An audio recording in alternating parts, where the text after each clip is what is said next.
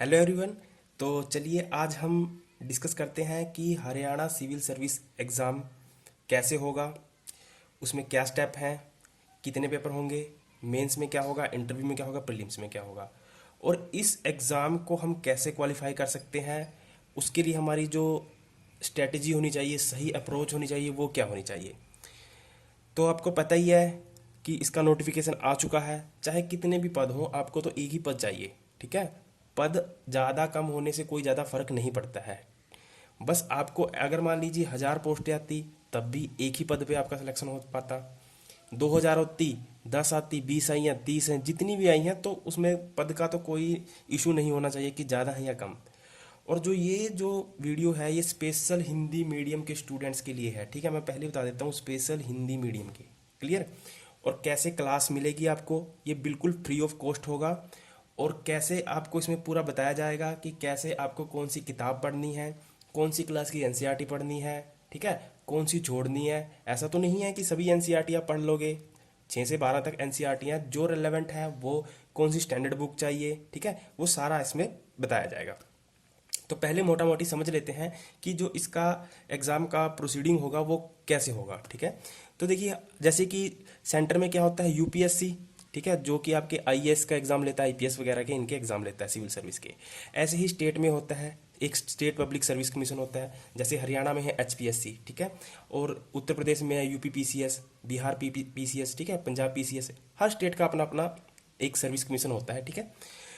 और जैसे हरियाणा का है एचपीएससी, तो ये जो जितनी भी एचपीएससी यानी सिविल सर्विस से संबंधित, यानी ऑफिशियल ए और बी ग्रुप कह सकते हैं आप, जितनी भी वैकेंसीज फिल होती हैं ये एचपीएससी ही करवाता है। और आपको पता ही है, अगर आप तैयारी कर रहे हैं एचएसएससी की, तो आपको पता ही होगा एचएससी और इसका पैटर्न अलग अलग है। कभी आप इसको एचएससी वाला ही समझ लें, ठीक है। तो एचएससी और इसका पैटर्न अलग अलग है। तो चलिए स्टार्ट करते हैं, देखते हैं। तो इसमें आपको पता है कि 3 फेज हैं। हरियाणा सिविल सर्विस एग्जाम में 3 फेज हैं। एक है आपका प्रीलिम्स, एक है आपका मेंस, और एक है आपका फाइनल इंटरव्यू। और इन्हीं का टोटल मिलाकर फिर फाइनल कट ऑफ लगेगी, जो भी होगा फाइनल बताया जाएगा इंटरव्यू के बाद। ऐसा तो है नहीं कि आप प्रीलिम्स की तैयारी नहीं करें, सीधा मेंस की करें या सीधा इंटरव्यू करें। क्योंकि जो हमारे सामने जो पहला चैलेंज है वो है प्रीलिम्स, फिर मेंस है, फिर इंटरव्यू है। हालांकि सारे चैलेंज हैं हमारे सामने, पर जो सबसे पहला चैलेंज है वो है प्रीलिम्स। क्योंकि अगर प्रीलिम्स ही क्लियर नहीं होगा तो आप मेंस कैसे लिखोगे, ठीक है। अगर मेंस नहीं क्लियर होगा तो इंटरव्यू के लिए कैसे अपियर होगे। तो पहले जान लीजिए कैसे क्या होता है। आपको एक चीज़ याद रखनी है कि इससे पहले का जो एचसीएस हुआ था उसका सिस्टम अलग था, इसका बिल्कुल अलग है, ठीक है। उसमें क्या था, सी सेट के नंबर जुड़ते थे, वो सारा मैं आपको बताऊंगा कैसे कैसे क्या होगा। और इस बार सारा गेम रहेगा जीएस का, ठीक है। जिसकी जीएस स्ट्रोंग होगी ना, तो वो ही क्वालिफाई कर पाएगा प्रीलिम्स को, अदरवाइज दूसरा तो सोच भी नहीं सकता। क्यों? क्योंकि जीएस पे ही इस पे क्या होगी, कट ऑफ तैयार की जाएगी। मैं पुराना पेपर है उसको भी एनालाइज करके बताऊंगा किस पोर्शन से कितने आएंगे क्वेश्चन, और कहाँ हमें ज़्यादा पढ़ना है, कहाँ हमें कम पढ़ना है, ठीक है। और जो आपकी क्लासेस हैं हरियाणा सिविल सर्विस के लिए, जो आपकी क्लास चलेगी वो चलेगी आपकी 10 मार्च से, ठीक है। तो 10 मार्च से मेरे ही चैनल पर टारगेट विद राहुल पर आपको पूरा प्रोवाइड किया जाएगा, ठीक है। आपको सिर्फ जो जो मैं कहता हूँ वो आपको लेना है। जो बुक मैं कहूँगा आपको वो बुक खरीदनी है, ठीक है। अगर आप बुक नहीं खरीद सकते, ओके, अगर आप बुक नहीं खरीद सकते तो आप कम से कम 2-3 मोटे रजिस्टर तो खरीद ही सकते हो, पेन तो खरीद ही सकते हो, ठीक है। वो आप खरीद लेना। जैसे जैसे क्लास चलेगी उसके नोट्स तैयार करते चले जाना, ठीक है। और जैसे ही सारे क्लासेस खत्म हो जाएंगे उसके बाद प्रैक्टिस सेट लगाएंगे, फिर खुद को देख लेना हम कितने हम हमें तैयारी करने की ज़रूरत है और कहाँ तक हम सफल हो पाए हैं। और इसके साथ साथ अगर आपका कोई भी डाउट होता है तो आप मेरे को व्हाट्सअप कर सकते हो। और जिसको भी मेरे एचसीएस के ग्रुप में ज्वाइन करना है व्हाट्सअप ग्रुप में, मैं लिंक में डिस्क्रिप्शन में आपको लिंक दे दूंगा, आप वहाँ टच करके ग्रुप में आप ऐड हो सकते हो, ठीक है। तो देखिए, पहले हम देखते हैं कि जैसे कि आपको पता है प्रीलिम्स होगा पहले। हालांकि इसकी डेट नहीं आई है प्रीलिम्स की कब होगा, तो कब भी हो सकता है, अनुमान लगाया जा रहा है कि जून या जुलाई में होगा। तो उसके से पहले हमें तैयार तो होना ही है, ऐसा तो है नहीं 15 दिन पहले करके तो आप बिल्कुल भी नहीं तैयार कर सकते, ठीक है। तो जो प्रीलिम्स होगा वो होगा 200 नंबर का, ठीक है। इस प्रीलिम्स में आपके 2 पार्ट हैं, ओके। ये जो प्रीलिम सेक्शन है इसमें आपके 2 पार्ट हैं, एक है जीएस का पार्ट, एक है आपका सी सेट का पार्ट। सी सेट का मतलब इसमें रीजनिंग, मैथ और एसए कॉम्प्रहेंशन ये वगैरह होगा, ठीक है। इसके बारे में अलग से आपको बताया जाएगा कैसे तैयार करना है, ठीक है। इससे पहले जो जो आपका एचसीएस का एग्जाम हुआ था उसमें क्या था कि 200 नंबर का पेपर था, सेम यही प्रोसीडिंग थी, सब कुछ यही था। बट उसमें क्या था कि जीएस और सी सेट दोनों के मार्क्स ऐड होते थे प्रीलिम्स में, मेंस के लिए, ठीक है। मेंस मेंस के प्रीलिम्स क्लियर करने के लिए दोनों के मार्क्स क्या होते थे, ऐड होते थे।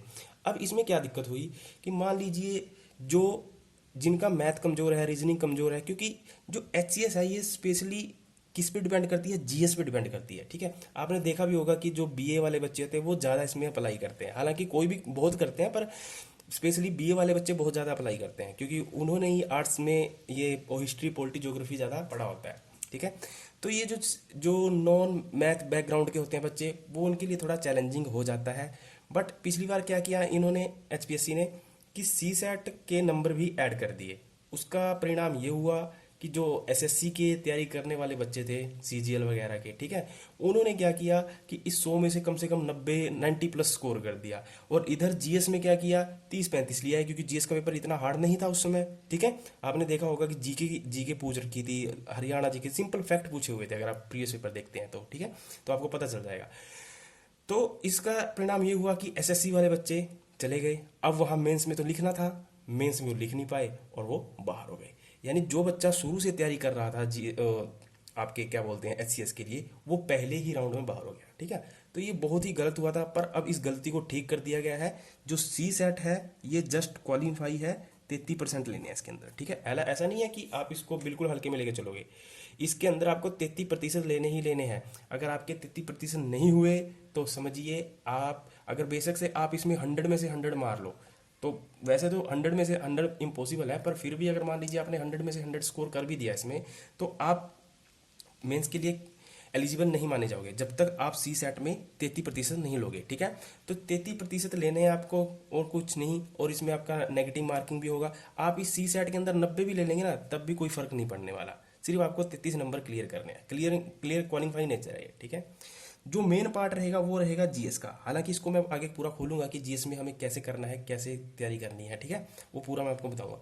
उससे पहले देख लीजिए जैसे कि ये मेंस है। अब मेंस आपको कईयों को डाउट रहता है कि सर सब्जेक्टिव होगा या ऑब्जेक्टिव होगा, ये सब्जेक्टिव होगा। मेंस पूरे का पूरा क्या होगा, सब्जेक्टिव होगा, लिखना होगा, ठीक है। इसको लिखना होगा, ऐसे प्लेन पेज पे लिखना मिलेगा, पेज मिलेंगे, पेपर मिलेंगे, वहाँ नोट करना, लिखना पड़ेगा इसको, ठीक है। उसकी पूरी स्ट्रेटेजी आपको बताई जाएगी। पहले आप मेरे साथ इस चैलेंजिंग फोर्स को, पहले ये जो टास्क है ना हमारे सामने प्रीलिम्स, इसको क्वालिफाई करते हैं, ठीक है। और जो बच्चा 10 मार्च से मेरे साथ कंटिन्यू 3 महीने चला, मैं आपको बता देता हूँ, आप देख लेना, आज का आपका आपका जो भी समझ है और आज से 3 महीने के बाद आपकी जो समझ होगी उसमें आपको खुद एक अलग बदलाव ही महसूस होगा, ठीक है। तो आपको 3 महीने कंटिन्यू, चाहे आप कहीं बाहर रूम ले लीजिए या बिल्कुल अपने घर में अकेले रूम में बंद हो जाइए, ठीक है। आपको बाहर की दुनिया से कोई मतलब नहीं, आपको बस मेहनत करनी है, ठीक है। कंटिन्यू मेहनत करनी है, जैसे जैसे मैं बताऊंगा वैसे वैसे करना है। और आप कम से कम आपको दिन में 2 क्लासेस मिला करेंगी, चाहे वो ज्योग्राफी की हो, पॉलिटी, हिस्ट्री, इकोनॉमिक्स, कुछ भी हो, ठीक है। 2 क्लासें मिलेंगी आपको, और मेजर पार्ट आपका यही रहेगा, और इसी को आपको अच्छे से क्वालिफाई करना है, तभी आप मेंस के लिए जा सकते हो। क्लियर। तो मेंस में आपका देखें तो 100 नंबर की हिंदी आएगी, ठीक है, इंग्लिश आएगी 100 नंबर की, और जो 200 नंबर का जो जीएस का पार्ट है वो जनरल स्टडी का पार्ट आएगा, ठीक है। ये जो 200 नंबर वाला सिस्टम है ना, ये लगभग आपके यहीं से कवर हो जाएगा, मोस्टली तो यहीं से कवर होने वाला है, ठीक है। ऐसा नहीं है कि इसके लिए आपको अलग से पढ़ाया जाएगा, इसी में मैं एक ही चैप्टर, जैसे कि मान लीजिए हमने प्लेट टेक्टोनिक थ्योरी को पढ़ा, ठीक है, प्लेट टेक्टोनिक थ्योरी को पढ़ा, तो हम उसमें पूरा आपको ये पूरा मैं पढ़ा दूंगा, कि चाहे 1.5 से 2 घंटे क्लास होगी, तो पूरा उसमें उसी क्लास में बता दिया करूंगा कि कैसे आपको प्रीलिम्स में क्वेश्चन बनेगा इसमें, और कैसे आपको मेंस में लिखने के लिए आएगा जीएस में, ठीक है। तो ये जो जीएस का पार्ट है ना, ये बहुत कुछ लेके चलेगा आपका, बहुत कुछ, ठीक है। यानी आप यहाँ से प्रीलिम्स भी क्वालिफाई करेंगे और ये वाला सेक्शन भी आप क्वालिफाई करेंगे। और एक होगी आपकी ऑप्शनल, वो आप जो पसंद करते हो, जिसमें आपका इंटरेस्ट है, जिसकी आपको नॉलेज है, आप वो रख सकते हो। क्लियर। उसके बाद आता है थर्ड फेज इसका, आपका इंटरव्यू। और इंटरव्यू 75 मार्क्स का है, ठीक है। तो इंटरव्यू तो बाद की बात है, पहले हमें सबसे पहला चैलेंजिंग ये है, हमें ये क्वालिफाई करना है, ठीक है। अब जरा समझते हैं कि जो ये प्रीलिम्स होगा ये कैसे होगा, ठीक है, कितने क्वेश्चन होंगे, क्या किस पोर्शन से क्या आएगा, और उसके लिए साथ के साथ हमें ये भी देखना है कि जो बुक्स है हमें वो कौन सी फॉलो करनी चाहिए, ठीक है, किस क्लास की एनसीईआरटी, ओल्ड या न्यू, ठीक है। एक आपके अंदर जो अवधारणा बनी हुई है कि ओल्ड पढ़े या न्यू पढ़े, आप एक चीज़ समझ लीजिए कि कई बच्चों को लगता है कि न्यू एनसीईआरटी में कुछ भी नहीं है। अगर जरा समझिए आप इस बात को, अगर न्यू एनसीईआरटी में कुछ भी नहीं होता तो सरकार न्यू एनसीईआरटी क्यों पढ़ाती, ओल्ड ही चलने देती, है ना। तो अपने माइंड से ये बात बिल्कुल ही निकाल देना कि न्यू एनसीईआरटी को नहीं पढ़ना है, ठीक है।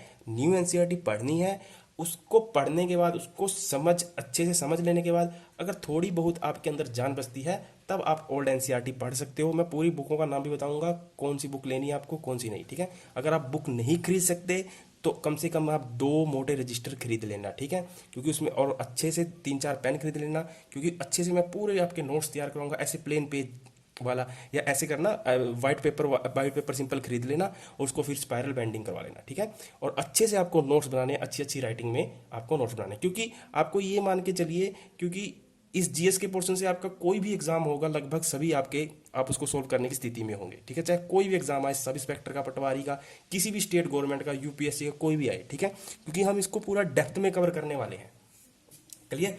क्योंकि इसको डेप्थ में कवर करने वाले, क्योंकि एचएससी के से ये रेलेवेंट नहीं है, एचएससी बिल्कुल अलग है, क्योंकि एचएससी में आपने देखा होगा कि हिस्ट्री, पॉलिटी, ज्योग्राफी का ज़्यादा पोर्शन नहीं है, 2 या 4 क्वेश्चन का पोर्शन रहता है। तो जब 2 या 4 क्वेश्चन का पोर्शन रहता है तो हम इतना डिटेल में क्यों जाए, ठीक है। जिसका मेजर पोर्शन है हम उसको डिटेल में पढ़ेंगे, क्लियर। तो जरा समझिए इसमें क्या है। तो ये आपका 100 क्वेश्चन होंगे जीएस के, ठीक है। और आपका जो जीएस होगा 100 क्वेश्चन का, इसके अंदर आपको 0.25 की नेगेटिव मार्किंग भी है, ठीक है। 0.25 की आपकी नेगेटिव मार्किंग भी है, यानी इसका क्या मतलब हुआ, 1/4। देखिए, अगर आपने 4 क्वेश्चन गलत कर दिए, ठीक है, अगर आपने 4 क्वेश्चन गलत कर दिए तो आपके 4 नंबर तो कट गए, इसलिए कि आपने 4 क्वेश्चन गलत कर दिए, ठीक है। और 1 नंबर इसलिए कट जाएगा क्योंकि आपने जो नहीं आता था आपने उसको भी अटेम्प्ट किया, ठीक है। तो 1 नंबर और कट जाएगा क्योंकि आपने 4 गलत कर दिए नेगेटिव मार्किंग का। तो टोटल आपको जो नुकसान हुआ 4 क्वेश्चन पे, वो कितने नंबर का होगा, 5 नंबर का, ठीक है, क्लियर। ये है नेगेटिव मार्किंग का। हालांकि अगर आप सोच रहे हो कि आपको जो नहीं आता है आप उसको कैसे सोल्व करोगे, देखिए इसके अंदर ना आपको रिस्क लेना पड़ेगा, ठीक है, क्योंकि इसके अंदर पूरी प्रोबेबिलिटी काम करती है, प्रायिकता काम करती है, वो मैं पूरा बताऊंगा कि कैसे क्या काम करती है, ठीक है। तो ऐसा नहीं है कि आप नेगेटिव सोच के इसको छोड़ दोगे, इसके लिए आपको रिस्क लेना ही पड़ेगा, क्योंकि जो जीएस का पोर्शन है, जीएस का यही आपकी डिसाइड करेगा आपकी बार लिस्ट, क्योंकि सी सेट तो जस्ट क्वालिफाई नेचर है, ठीक है। हालांकि उसको क्वालिफाई तो करना ही है, बट वो जस्ट क्वालिफाई नेचर है, उसको उस पर इतना फोकस नहीं रखना, बस उसको आपको ये रखना है कि कैसे मेरे इसमें 50 नंबर बन जाए, बस 100 में से। मेरे को ना ज़्यादा का लालच है ना ज़्यादा, क्योंकि अगर मान लीजिए 90 भी आ जाएंगे तब भी कुछ होने वाला तो नहीं है उससे, क्लियर, समझ रहे हो ना। उसको जस्ट देखिए, सीधी सी बात यह है कि स्मार्ट स्टडी करनी है, मतलब जिस पे जितनी जरूरत है उतना ही ध्यान उस पर देना है, उतना ही समय देना है। जहाँ ज़्यादा जरूरत है उस पर ज़्यादा ध्यान देना है, ज़्यादा समय देना है। सिलेबस बड़ा वास्ट होता है, क्योंकि जीएस बहुत ही वास्ट होती है, आप कितना भी जोर लगा लेंगे आप 90-80 के आसपास नहीं जा सकते, ठीक है। और इसका मैं कट ऑफ पहले ही बता देता हूँ, देखिए इसकी कट ऑफ कितनी रहेगी, इसकी कट ऑफ 60 से 70 के बीच में रहेगी, देख लेना आप, ठीक है। ये क्यों रहेगी, इसका क्या कारण है, इसका कारण ये है क्योंकि जो सी सेट है वो आपका जस्ट अब क्वालिफाई नेचर का है, ठीक है। तो जीएस को ऐसा तो है नहीं हल्के में देंगे, अब ये बड़ा कंसेप्चुअल चलेगा, ठीक है। हालांकि मैं आपको जो पिछला एग्जाम था उसका पूरा मैं आपको पोर्शन बता देता हूँ कि इस पोर्शन से कितने कितने क्वेश्चन आए थे और कौन कौन सी बुक से हमें तैयारी करनी है, पर आप उसको ये बिल्कुल मत मान के चलना, ठीक है, कि ऐसे ही अब की बार आएगा, क्योंकि अब चेंज हुआ है तो अलग भी आ सकता है ना।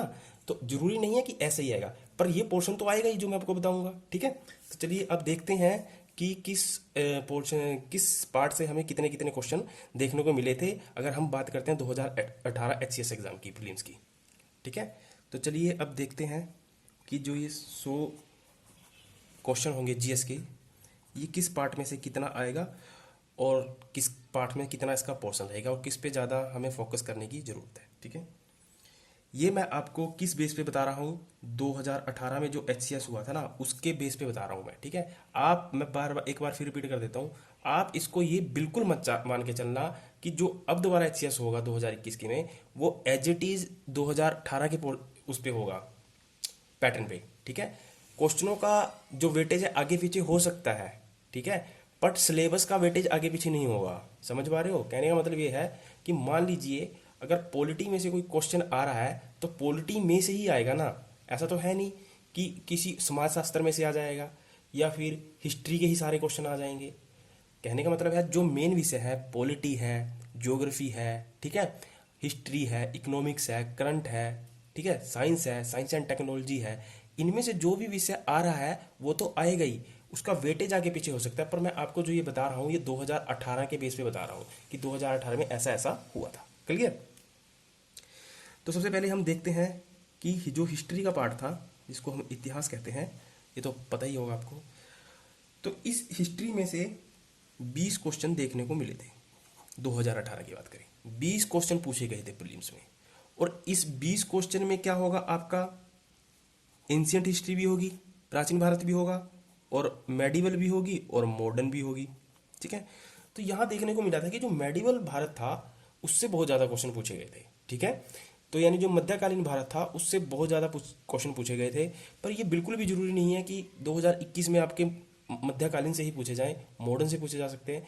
तो कहने का मतलब ये है कि ओवरऑल 20 क्वेश्चन आपको हिस्ट्री से पूछे गए थे 2018 में।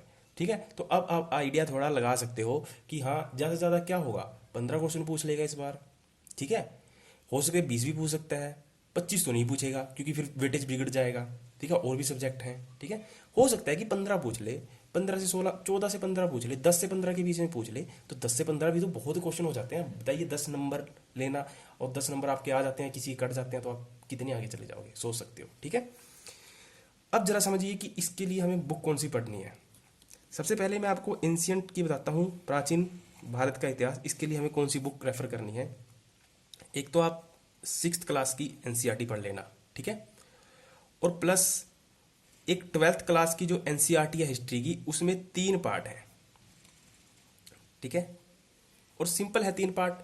जो पहला पार्ट है वो प्राचीन भारत को बताता है, यानी एंशियंट इंडिया, और जो दूसरा पार्ट है वो आपका मेडिवल इंडिया को बताता है, और तीसरा पार्ट है वो जो आपका मॉडर्न इंडिया को बताता है। ठीक है, तो सिंपल है, इसमें कोई दिक्कत वाली बात नहीं है। ठीक है, तो आपको एक तो 6th क्लास की एनसीईआरटी पढ़नी है हिस्ट्री के लिए, और दूसरा जो 12th क्लास की एनसीईआरटी है उसका फर्स्ट पार्ट प्राचीन के लिए। ठीक है, उसके साथ साथ अगर आप ओल्ड एनसीईआरटी लेते हो, ठीक है, ओल्ड एनसीईआरटी, ठीक है, हिस्ट्री की ओल्ड एनसीईआरटी आती है, तो अगर आप ओल्ड एनसीईआरटी भी इसके साथ पढ़ना चाहते हो तो पढ़ सकते हो, उसमें कोई दिक्कत नहीं, किताबें पढ़ने में कोई प्रॉब्लम नहीं है। ठीक है, बट मेरा मानना ये है कि सबसे पहले आप 6th और 12th की फर्स्ट पार्ट को कवर कर लेंगे, उसके बाद ओल्ड एनसीईआरटी पढ़ना। ठीक है, तो ऐसा नहीं है कि आप पढ़ना, देखिए किताबें आप ले आओगे, सबसे बड़ी बात है कि इसमें हाँ एक सबसे इंपॉर्टेंट पार्ट ये है जो मैं आपको बताना भूल गया, आपको जो ये तैयारी करनी है ना, आपको फैक्ट के हिसाब से नहीं करनी है। समझ पा रहे हो? मतलब आपको तथ्यों को नहीं रटना है, फैक्ट्स नहीं रटने हैं आपको, बिल्कुल भी नहीं, फैक्ट्स पे बिल्कुल भी ध्यान रखना है। क्योंकि अगर आप मान लीजिए प्राचीन इतिहास से 10,000 क्वेश्चनों के फैक्ट्स रट लेते हो, ठीक है, पर फिर भी आप जितने मर्जी फैक्ट्स रट लीजिए, जितने मर्जी क्वेश्चन तैयार कर लीजिए प्राचीन भारत से, बट एग्जामिनर अपने क्वेश्चन की नेचर में आपको फंसा देगा। वो कैसे फंसा देगा? जब तक आपको कॉन्सेप्ट क्लियर नहीं होगा ना, कॉन्सेप्ट क्लियर नहीं होगा तब तक आप नहीं कर सकते। सबसे पहले जरूरी है कि आप कॉन्सेप्ट क्लियर करें, क्योंकि जब तक कॉन्सेप्ट क्लियर नहीं होगा आपको क्वेश्चन में किसी भी तरह आराम से फंसाया जा सकता है। ठीक है, तो सबसे पहले अपने माइंड में ये याद रख लेना कि इस एग्जाम की ये खासियत होती है सिविल सर्विस में कि तथ्यों को ज़्यादा नहीं याद रखना है। ठीक है, फैक्ट्स पे ज़्यादा डिपेंड नहीं रहना है, कॉन्सेप्ट पे डिपेंड रहना है। अब कॉन्सेप्ट क्लियर होगा तो आप जितने मर्जी फैक्ट बना लीजिए। ठीक है, जैसे कि फॉर एग्जाम्पल अगर मैं आपको राष्ट्रपति का इलेक्शन बता दूं, पढ़ा दूं, समझा दूं अच्छे से कम 2-2.5 घंटे की क्लास होगी उसकी, तो अगर उसको पूरा क्लास में पूरा डिटेल में बता दूं, आप उस यकीन मानिए आप उस समझ तो आप यकीन मानिए आप उस क्लास से कम भी 100 क्वेश्चन आप बना सकते हो खुद। ठीक है, अपने दोस्तों से पुट करके देख सकते हो, पूछ सकते हो, ठीक, क्योंकि डिस्कशन भी बहुत अहम रोल रखेगा। ठीक है, उससे भी आपकी क्या होगी, नॉलेज आपकी बढ़ती चली जाएगी। और मैं आपको बताऊंगा कि कैसे आप इसको लंबे समय तक याद रख सकते हो। उसके लिए सिंपल सा फंडा ये है कि आपको कॉन्सेप्ट क्लियर होना चाहिए, क्योंकि इसके अंदर पूरा गेम है कॉन्सेप्ट का। जब आप कॉन्सेप्ट क्लियर हो जाएगा ना, तब जो भी मैं बातें बताऊंगा उसको आप अपनी भाषा में लिख देंगे। ठीक है, जो आप नोट्स बनाएंगे वो अपनी भाषा में बनाएंगे। ठीक है, जैसे जैसे मैं कहूँगा आप वैसे नहीं बनाएंगे, जैसे मैं आपको समझाऊंगा। कॉन्सेप्ट क्लियर होने के बाद आपके जितने भी पर्सन होंगे आप कमेंट सेक्शन में बोलेंगे, ठीक है, या ग्रुप में मेरे को व्हाट्सअप करेंगे। ठीक है, उसके बाद मैं पूरे आपके जो डाउट होंगे उसको सोल्व करने के बाद उसके बाद आप अपने नोट्स तैयार करेंगे। यानी पहली बार में आपको नोट्स तैयार नहीं करने, पहले वीडियो को देखना है, फिर समझ पूरा ध्यान से देखना है। उसके बाद देखना है कि इसमें क्या मुझे समझ में नहीं आता या क्या मेरे डाउट रह जाते हैं, वो डाउट देने हैं, अपने प्रश्न पुट करने हैं। ठीक है, क्योंकि चीज़ों को ना इसके अंदर क्या होगा, कॉन्सेप्ट तब क्लियर होंगे जब चीज़ों को आप प्रैक्टिकली अपने लाइफ के साथ जोड़ कर देखोगे। ठीक है, कि क्या ऐसा होता है, क्या राष्ट्रपति के इलेक्शन में क्या जनता वोट डालती है या जनता नहीं डालती, तो एमएलए क्यों डालते हैं, एमपी क्यों डालते हैं। हमारे जो संविधान निर्माता थे इतने पढ़े लिखे लोग थे, उन्होंने ऐसा सिस्टम क्यों बनाया। ठीक है, जब तक ये सवाल आपके दिमाग से नहीं आएंगे तब तक आप इसके बारे में बिल्कुल भी सोच मत लेना कि आप इस जीएस प्रीलिम्स को, जीएस के पार्ट को आप क्वालिफाई कर पाओगे। ठीक है, तरह तरह की कोचिंगें आएंगी, अब आपको पता ही है। ठीक है, 35,000 50,000 प्रीलिम्स की अलग, मेंस की अलग। ठीक है, ऑनलाइन वगैरह वगैरह बहुत कुछ आएगा। ठीक है, मैं आपको क्लियर बोल देता हूँ, हिंदी मीडियम वाले बच्चे बिल्कुल भी मत फंसना। इस ये जो पोर्शन ऐसा है सिविल सर्विस का, इसमें आप जितना खुद को रगड़ोगे, जितना खुद का टाइम दोगे, जितनी सेल्फ स्टडी करोगे, उतना ही आप बाहर निखर कर आओगे। ठीक है, ये बात मेरी याद रखना, किसी कोचिंग वोचिंग के चक्कर में मत पड़ना। क्लियर। तो आप हिस्ट्री के लिए जो प्राचीन भारत का इतिहास है उसके लिए 6th क्लास और 12th का फर्स्ट पार्ट। ठीक है, उसके बाद भी अगर आप चाहते हो तो आप ओल्ड एनसीईआरटी पढ़ सकते हो। अदरवाइज तो मुझे तो लगता नहीं, क्योंकि जब आप मेरी क्लास देखोगे, क्लासेस जो मेरी चलेंगी 10 मार्च से, तो जो सबके लिए फ्री होंगी। ठीक है, बस आपको नोट्स बनाने हैं। वैसे मैं किताबों का नाम इसलिए बता रहा हूँ कि अगर आपकी इच्छा है, आप नोट्स नहीं बना सकते, लिखने में आपको दिक्कत है। देखिए, अगर आपको लिखने में दिक्कत है तो आप अभी से छोड़ दीजिए इसको, इस एग्जाम के बारे में, क्योंकि आपको मेंस में तो लिखना ही पड़ेगा। तो आपको लिखने की आदत डालनी पड़ेगी। मैं तो कहूँगा कि आप किताबें मत मंगवाइए। ठीक है, आप सीधा लिखिए। क्लियर। उसके बाद अगर हम मध्यकालीन भारत की बात करें तो मेडिवल हिस्ट्री के लिए आप 7th क्लास की एनसीईआरटी ले सकते हो। ठीक है, और आप ये, ठीक है, 12th का सेकंड पार्ट मैंने बताया ना, 12th क्लास की जो हिस्ट्री है उसमें फर्स्ट पार्ट, 3 पार्ट है उसके। फर्स्ट पार्ट आपका एंशियंट, और सेकंड मेडिवल, और थर्ड मॉडर्न। ठीक है, तो आपको ये कवर करना है। ठीक है, और याद रखेंगे 12th क्लास है। 11th क्लास, 9th 10th और 11th की नहीं पढ़नी, क्योंकि वो वर्ल्ड हिस्ट्री है। वर्ल्ड हिस्ट्री का इसमें कोई रोल नहीं है, इसमें आपको इंडियन हिस्ट्री पढ़नी है। तो उसके बाद मॉडर्न की बात करें तो मॉडर्न के लिए आप पढ़ सकते हैं 8th क्लास की एनसीईआरटी, और आपका जो 12th क्लास का जो थर्ड पार्ट है ये। ठीक है, 8th क्लास के साथ साथ आप 12th क्लास का ये भी पढ़ सकते हो। और दोनों के लिए आप ओल्ड भी पढ़ सकते हैं, कोई बात नहीं। ठीक है, ओल्ड भी ले सकते हैं। ओल्ड में क्या है, विपिन चंद्रा की है। हाँ, इसके लिए आप अगर मान लीजिए पढ़ना भी चाहते हैं तो आप स्पेक्ट्रम पढ़ सकते हैं। ठीक है, मॉडर्न हिस्ट्री के लिए आप स्पेक्ट्रम ले सकते हैं। स्पेक्ट्रम अच्छी बुक है, पर उसमें तथ्य ज़्यादा है। ठीक है, तथ्य ज़्यादा है, कॉन्सेप्ट कम है, तो इसलिए मैं कह रहा हूँ कि फैक्ट से बचना। ठीक है, आप स्पेक्ट्रम पढ़ सकते हो, बहुत वाइड है। वैसे तो आपको कोई भी किताब पढ़ने की जरूरत नहीं पड़ेगी लेक्चर के बाद। क्लियर। तो हिस्ट्री से आपके 20 क्वेश्चन आए थे, और 20 का ये पार्ट था तीनों में से। ठीक है, और किसके लिए क्या क्या बुक चाहिए ये आपको मैंने बता दिया, उसके हिसाब से आप अपना एडजस्ट कर सकते हो। ठीक है, दूसरा पार्ट अगर हम देखते हैं, उसके बाद आपका जियोग्राफी का था सबसे इंपॉर्टेंट, कि इसमें से काफ़ी क्वेश्चन पूछे गए थे। ठीक है, अगर हम ज्योग्राफी को देखते हैं तो ज्योग्राफी में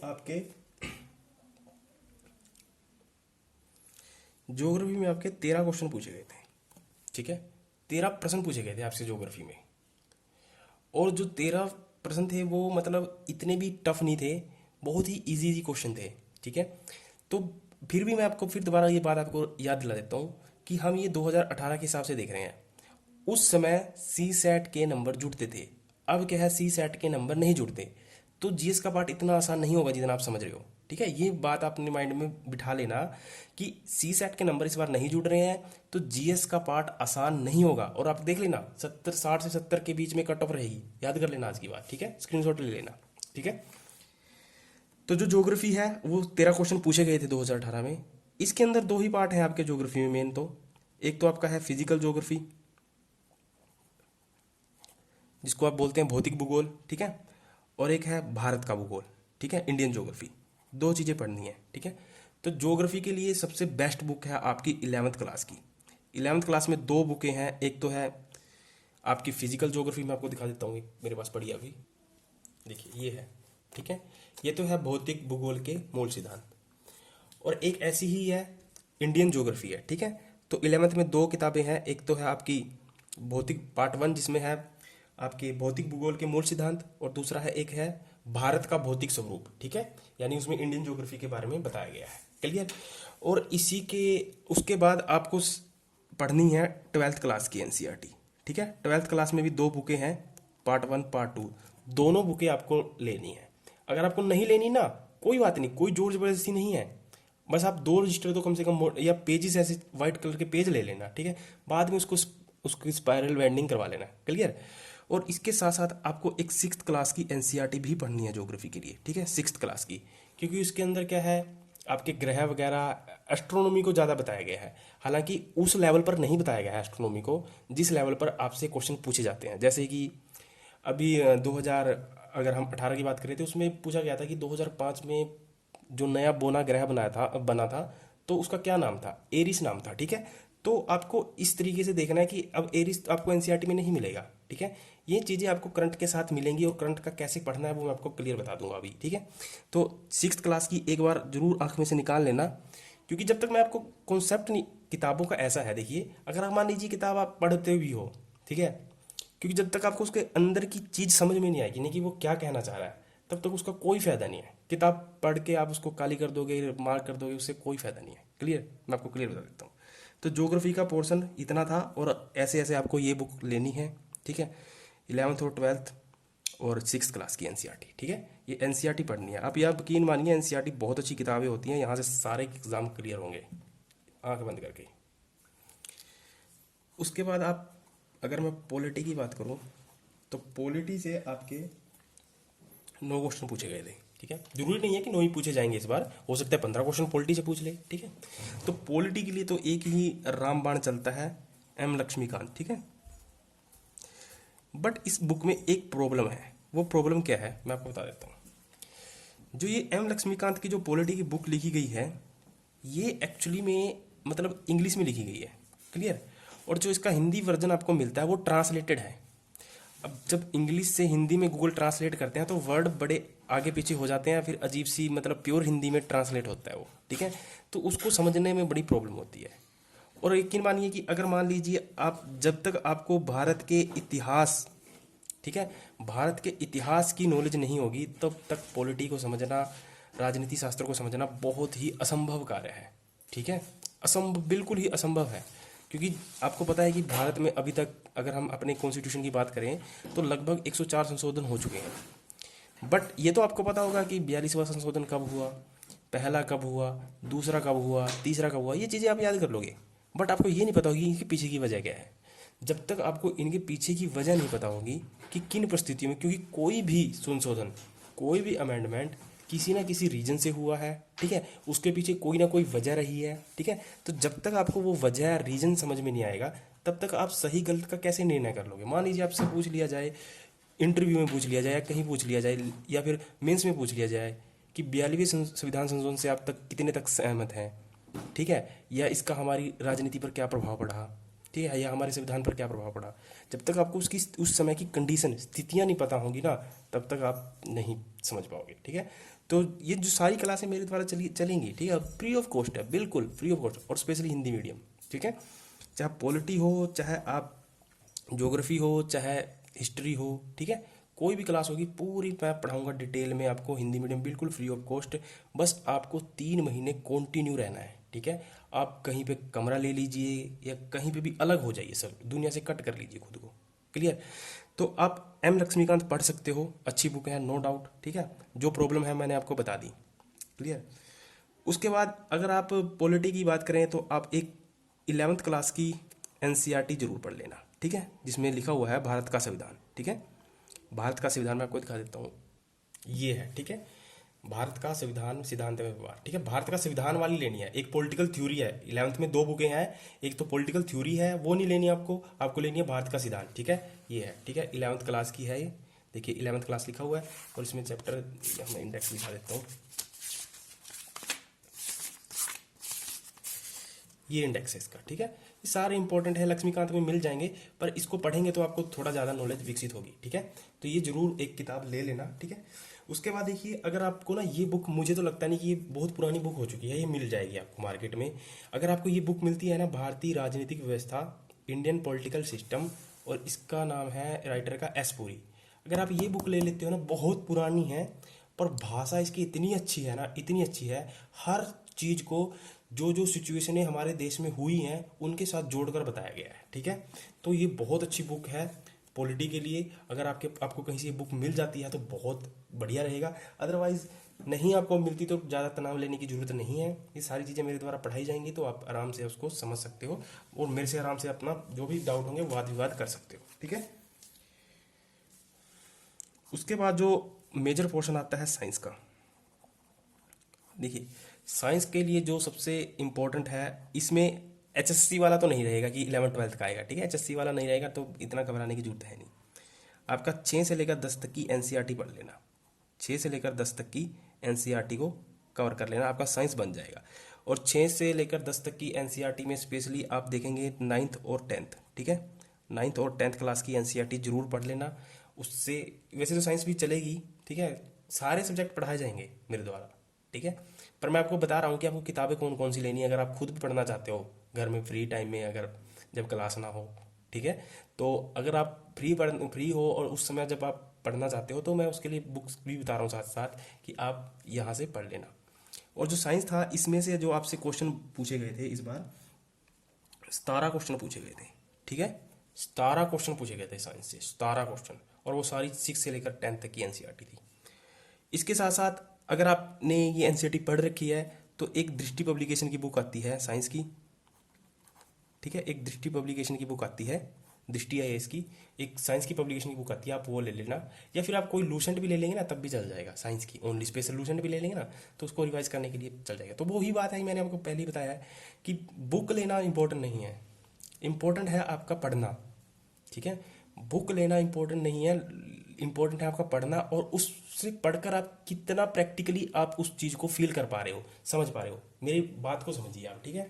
ऐसा नहीं है कि आप किताबों का ढेर लगा लो, नोट्स ले लो, कोचिंग ज्वाइन कर लो, ये सारी चीज़ें व्यर्थ हैं जब तक आप वो बताई हुई, जिस भी टीचर से आप पढ़ते हैं, जिस भी किताब से पढ़ते हैं, तो वो बताई हुई चीज़ को विजुलाइज ना कर पाएँ अपने सामने, आंखों के सामने, ये चीज़ आपको फील ना हो जाए, दिखे ना कि हाँ ये प्रैक्टिकली, अगर मैं सीधा वर्ड कहूँ तो प्रैक्टिकली आपको लाइफ में ना दिखे कि हाँ ऐसा होता है, तब तक उसका कोई फायदा नहीं है। क्लियर? तो साइंस के लिए आप ऐसे ही तैयार करेंगे, ठीक है। उसके बाद है हरियाणा जीके, तो पूछी जाएगी इसमें, ठीक है। और यही आपके लिए प्लस पॉइंट रहेगा हरियाणा वालों के लिए, जिसे दूसरे अदर स्टेट इसमें ना एंटर कर पाए, तो यही आपका पोर्शन रहेगा। तो हरियाणा जीके से 11 क्वेश्चन पूछे गए थे 2018 की बात करें तो। चलिए मान लीजिए अब की बार 10 क्वेश्चन पूछ लेगा, हो सकता है 15 पूछ ले, हो सकता है 20 भी पूछ सकता है, ठीक है। हालांकि 20 तो मुश्किल सा लगता है चांस, पर 10 से 15 के बीच में तो रहेगा इसका वेटेज, ठीक है। क्योंकि इसमें ऐसा तो है नहीं एचएससी की तरह कि 25% हरियाणा जीके पूछी जाएगी, ऐसा कुछ नहीं है, ठीक है।